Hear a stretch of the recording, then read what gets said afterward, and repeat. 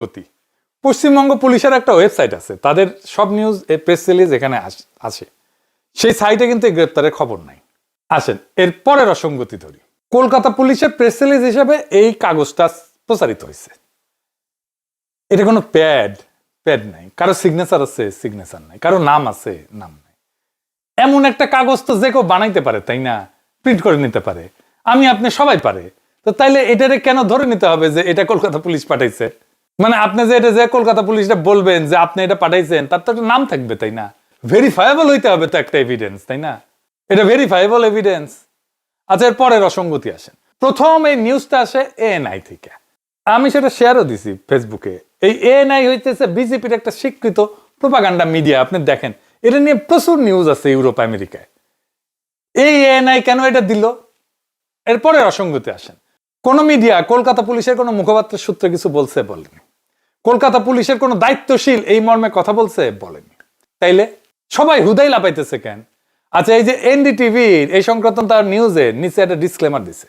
তারা বলছে এটা একটা সিন্ডিকেটেড নিউজ। দেখেছেন? দেখেন কেন এই ঘটনাকে সিন্ডিকেটেড নিউজ বানাইতে হলো। সিন্ডিকেটেড নিউজ মানে ন্যারেটিভ তৈরি করার জন্য ব্যবহার করা হয়।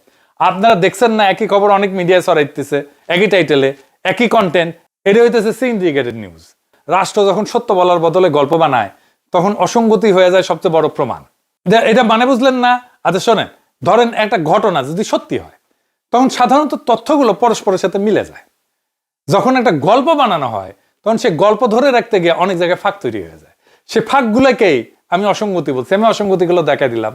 সত্যিকারের ঘটনার বৈশিষ্ট্য হইতেছে যদি ঘটনা সত্যি হয় তাহলে সাধারণত দেখা যায় বিভিন্ন সূত্রের তথ্য প্রায় একই থাকে, টাইমলাইন পরিষ্কার থাকে, সরকারি বিবৃতি, পুলিশ, মিডিয়া সব জায়গায় একই কথা থাকে।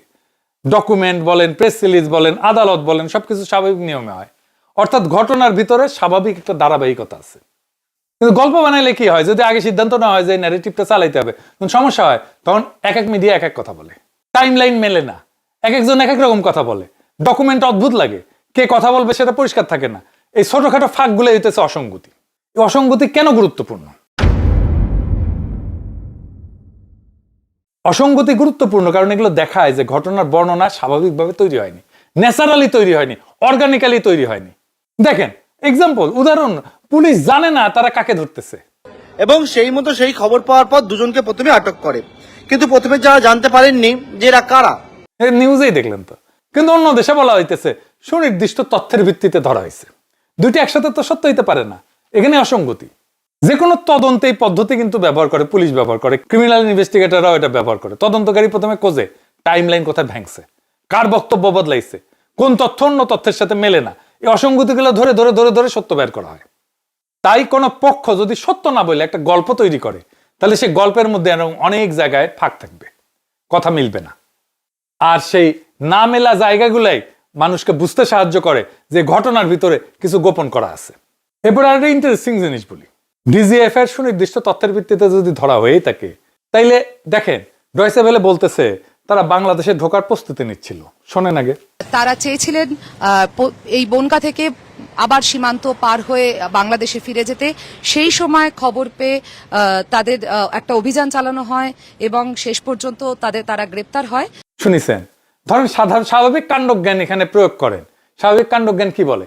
বাংলাদেশি পুলিশ তো ঠাসিকে আমাদের বর্ডারের মধ্যে বসে থাকবে, ও নিজে নিজে বর্ডার পার হলে ক্যাক করে ধরবে, এটাই তো সহজ। এখন তো নানা আন্তঃরাষ্ট্রীয় প্রোটোকলের মধ্যে দিয়ে যাইতে হবে। কেন বাংলাদেশে ঢোকার পরে ধরলো না? সে যদি বাংলাদেশে ঢুকবে প্রস্তুতি নিয়ে থাকে তাহলে সে ঢুকুক আস্তে আস্তে, আমরা ধরি, কোনো গ্যাঞ্জাম নাই। কলকাতার মধ্যে কেন ধরতে হবে? ইন্ডিয়ার মধ্যে কেন ধরতে হবে? তবে কলকাতা প্রেস ক্লাবের সভাপতি কথা একটা হিন্ট আছে, সে বলতেছে এটা দুই দেশের সম্পর্কে উন্নয়ন হবে। শোনেন। আজকে প্রথম ধরা পড়ে একটা বড় সাফল্য আমি বলবো, এবং নিঃসন্দেহে এটা ভারত বাংলাদেশের সম্পর্কের ক্ষেত্রে একটা গুরুত্বপূর্ণ ভূমিকা পালন করবে।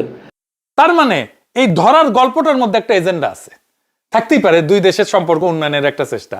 তাই এত নাটক। একটা জিনিস ভালো হয়েছে যে ফয়সালকে বের করতেই হবে, তারা গ্রেপ্তার দেখাইতেই হবে। কিন্তু এই প্রশ্ন রেখেই গেলাম, কেন এত অসঙ্গতি তার গ্রেপ্তারের? তারপর তো ওরা জিজ্ঞাসাবাদ করা হবে।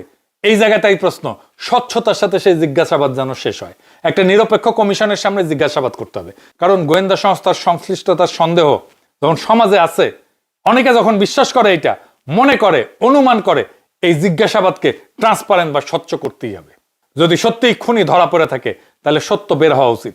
কিন্তু যদি এই গ্রেপ্তার একটা রাজনৈতিক ন্যারেটিভ বা গল্প তৈরির অংশ হয় তাহলে সেটাও একদিন প্রকাশ পাবে। প্রশ্ন শুধু একটাই, সত্য কি বের হবে? আমাদের সত্য জানতে হবে, কেন হাদিকে খুন করা হয়েছিল, কে হাদিকে খুন করছিল। এই সত্য বের না করা পর্যন্ত আমরা শান্ত হব না। ইনকিলাব জিন্দাবাদ।